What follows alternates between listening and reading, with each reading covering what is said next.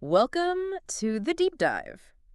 So, you've given us some really interesting sources here, all looking at mental health, but, from a scientific viewpoint. hmm And it's clearly a topic you're interested in digging into. And honestly, it couldn't be more relevant right now, could it? It's just so central. Absolutely. Yeah, mental well-being, it's definitely moved front and center for public health. Yeah. And these sources, they give a pretty rich, kind of varied perspective on where things stand. Exactly. So, okay, our mission today is basically to dive into these, pull out the really crucial stuff, maybe some surprising bits for you, the listener. Yeah, distill it down. Right. We're going to look at causes, how we got here, like the history bit, hmm what the future might look like, and even this idea of mental pressure not always being bad, which I found interesting. We Euster's concept. Yeah. So hopefully some genuinely useful takeaways for you if you're trying to get up to speed quickly but thoroughly. And it's worth stressing, we're really sticking to the science here, looking for that clear, evidence-based picture. Got it. Okay. So let's kick off with that contrast you mentioned, the past versus now. It's quite a dramatic shift, isn't it? Oh, absolutely. It is. Historically, mental health was just deeply misunderstood. And that carried this heavy, heavy stigma. Right. People were labeled, in really damaging ways, Yeah. often just neglected. Treatments, Mm-hmm. very limited, sometimes quite inhumane, frankly. Mm-hmm. Isolation, putting people away, Mm-hmm. often with zero real diagnosis. Yeah, it's gonna be grim thinking about that lack of any real framework for understanding what was going on. Exactly. So fast forward to today, it feels almost like night and day in terms of, awareness and acceptance. It does feel that way. Science has been the real driver there. Research has given us much better diagnostic tools, ways to understand what's happening. Mm-hmm. And then there's a much wider range of therapies, medications that are actually effective. Psychological help is just way more available. People talk about it more openly. Yes, that public discussion is huge. And we're seeing this growing idea, finally, that mental health is just as important as physical health. You see wellness programs popping up in companies, schools. Which is all great progress. But the sources point out something a bit paradoxical, don't they? Even with all this awareness, the actual rates of mental health issues seem to be going up. That's the really crucial, maybe worrying point. It's one of the key insights from the material you shared. So why is that happening? Well, it seems like even though we've chipped away at the old stigma, which is good, obviously the kind of stress we face now is different. How so? Modern life, the constant connection, the economic anxiety, social media comparisons, it's relentless. These might be creating new kinds of mental strain that maybe our current support systems haven't fully caught up with yet.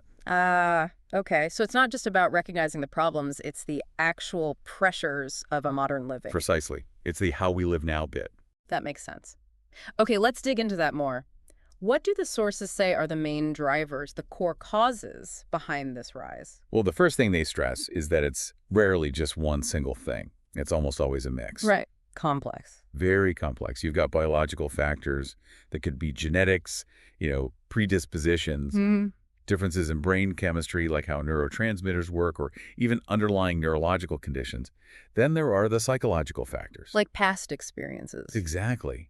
Things like childhood trauma, maybe emotional neglect, even certain personality traits can make someone more vulnerable.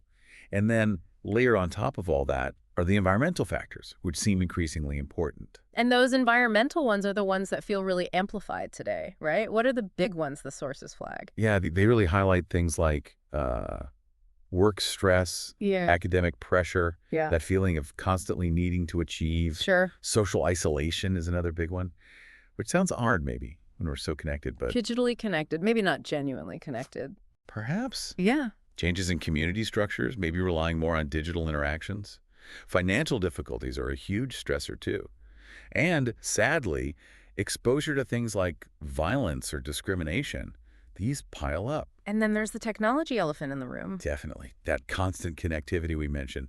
Social media often shows these like perfect lives leading to comparison. Yep. The comparison trap. Right. Then you've got cyberbullying, which can be awful. And just the sheer volume of information coming at us all the time, it can really mess with your self-esteem, your sense of stability. It's like our brains are running on overdrive trying to process it all. Right. And the sources also mention it's not just these big external things. Our own lifestyle choices matter too. Oh, absolutely. Things we often, maybe neglect. Yeah. Irregular sleep, big impact. Not getting enough physical activity. Just saying. Diet, too. Yep, unhealthy eating patterns, it all connects. Poor physical health can drag down mental health, and poor mental health can make it harder to, eat well or exercise. It's a cycle. Okay, so painting that picture, when we look ahead, based on all this, what's the forecast? Is it looking pretty challenging? The sources do raise concerns, yeah. There's this projection or possibility that mental health issues could become the #1 cause of disability globally. Wow. The WHO already calls depression a major contributor to the global burden of disease, so Yeah. it's serious. And with technology and society changing so fast, we might even see completely new mental health challenges emerge. That is quite sobering. But didn't you say there was also some hope mentioned? It's not all doom and gloom. No, definitely not. There's real reason for optimism, too. Neuroscience is advancing rapidly. AI is getting more sophisticated. How might that help? Well, the potential is there for much more personalized treatments. Imagine therapies or medications tailored very specifically to an individual's brain chemistry or psychological profile. Okay, that sounds promising. And technology isn't just a problem, it can be part of the solution too. Think about mood tracking apps, therapy chatbots providing initial support, online counseling making help more accessible. Right, breaking down barriers like geography or stigma. Exactly. And there's a growing push, hopefully, for a future where mental wellness is just woven into everyday life more. Like mindfulness training in schools, better mental health education from a young age, more supportive workplaces. Moving from just fixing problems to actually building resilience and well-being proactively. That's the goal, yeah. Okay. Now, you mentioned something earlier. I wanted to circle back to mental pressure. The sources say it's not always bad. That sounds a bit counterintuitive. It does, doesn't it? But yeah, they talk about eustress, positive stress. Eustress. Okay. It's the kind of pressure that actually motivates you, gets you focused, helps you perform better, maybe meet a deadline, achieve something. Like pre-exam nerves making you study harder. Exactly. Or an athlete using that competitive pressure to, push their limits. It can actually build resilience, sharpen focus, make you better at solving problems in that moment. So a little bit of pressure can be a Yeah. catalyst. In the right dose, yes. It's about finding that sweet spot. The problem comes when it tips over, becomes too much, or it just goes on and on. Right. The chronic stress scenario. What happens then, according to the sources? That's where we see the really damaging effects. Burnout is a big one. Anxiety disorders can develop or worsen. Depression, sleep goes out the window. Mm. And it's not just mental. It impacts physical health too. Can increase risk for cardiovascular problems, weaken your immune system, and beyond health, it affects your relationships, how productive you are, even your basic ability to make good decisions. Wow, okay. So it really underscores how crucial managing that pressure is. It's a fine line. A very fine line. So given all that, the causes, the pressures, the potential future issues, what practical things do the sources suggest we can actually do? What are the strategies for improvement? They offer a pretty wide range, which is good. We can kind of group them. First up, and maybe most fundamental, is self-care and basic healthy living. The foundation. Exactly. Regular exercise, hugely important.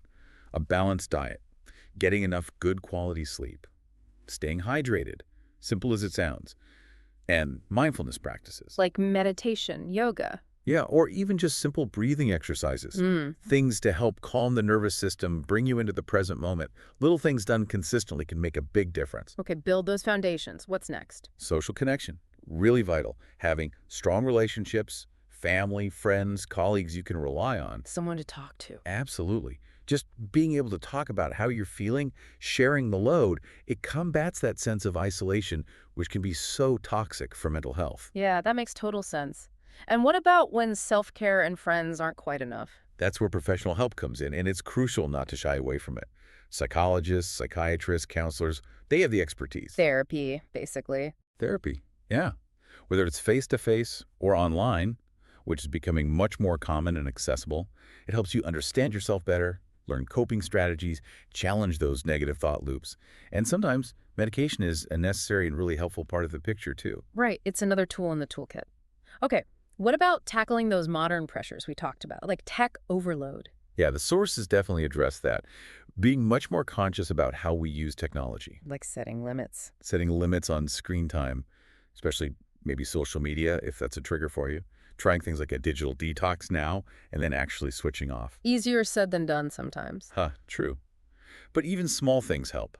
Setting boundaries, like no phones in the bedroom or during meals, Yeah. and consciously making time for non-digital activities, especially getting out in nature. Giving the brain a break from the screen. And you mentioned education earlier, too. Yes, huge potential there. Teaching emotional intelligence, stress management skills, self-care strategies right from a young age, building resilience in the next generation. And encouraging openness. Definitely. Making it normal to talk about mental health in schools, in workplaces. Breaking down that remaining stigma so people feel safe asking for help. Supportive environments are key. It feels like it needs a systemic approach, too, not just individual Oh, efforts. absolutely. Government and policy are critical. We need proper funding for mental health services, public awareness campaigns to keep reducing stigma, integrating mental health properly into public health strategies overall. In employers. Big role to play. Creating mentally healthy workplace cultures, offering things like employee assistance programs, counseling services, actively looking at what causes stress in their workplace and trying to mitigate it. Right, it's multi-layered, isn't it? Individual, social, professional, governmental. Exactly. No single magic bullet. So, okay, wrapping this up then. It's clear, listening to this, that mental health is, well, it's a huge global priority now, not something swept under the rug anymore. We've definitely come a long way from the past, but these sources really show how modern life throws up its own unique challenges, different pressures than maybe our parents or grandparents faced. Yeah, the landscape keeps changing. Mm, And I think that point about mental pressure is a really interesting takeaway. It's not inherently bad, the duality. right? It can push us, sharpen us, but it's got a definite dark side if it gets out of control. Understanding that balance seems key. Absolutely. So here's a final thought for you, our listener, to maybe reflect on. Thinking about everything we've touched on, the tech, the pressure, the pace of life, Mm. which parts of modern living do you feel put the most strain on your own mental well-being? Personal reflection. Yeah.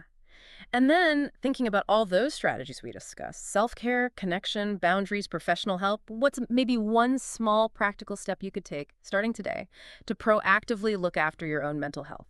Just one small thing building on what we've explored.